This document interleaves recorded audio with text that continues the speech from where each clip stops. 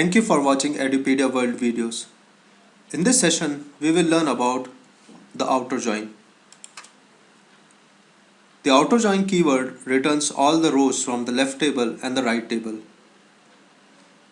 The SQL outer join returns all the rows from both the participating tables, which satisfies the join condition, along with the rows which may not satisfy the join condition.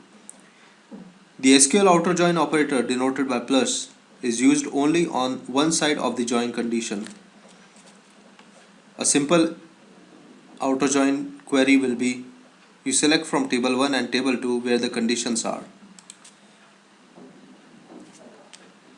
Let us introduce the tables in this session.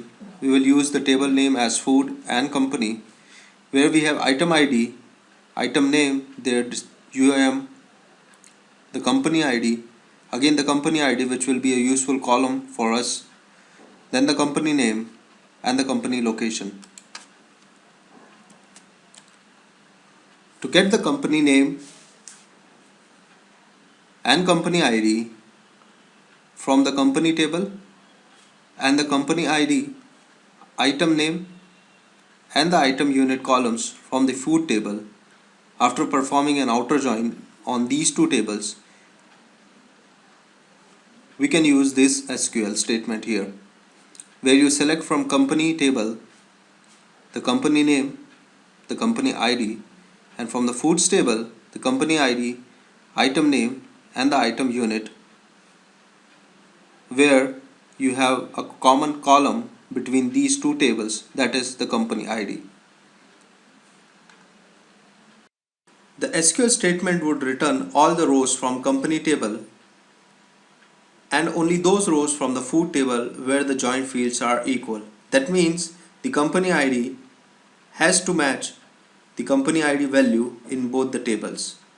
If a company ID value in the company table does not exist in the food table, all the fields in the food table will be displayed as null in the result set.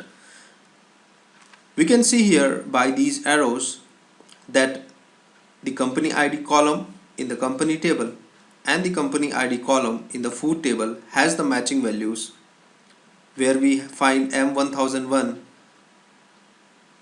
at 3 places in food table, M1002 at 1 place, M1003 at 2 places, and M1004 at 1 place.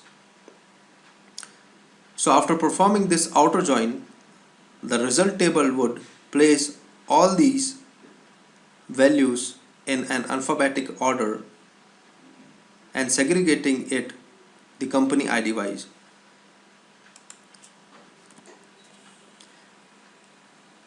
We can see by the coloring pattern that M1001 is denoted by green color, and there are 3 entries in the food column or the food table. Then again 1002 is denoted by yellow, and there is 1 entry in the food table, and so on.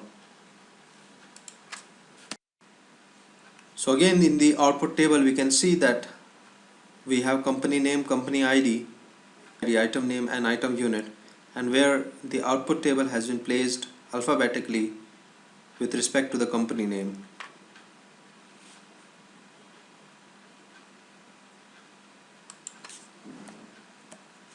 In the next session we will learn the null values. Thank you.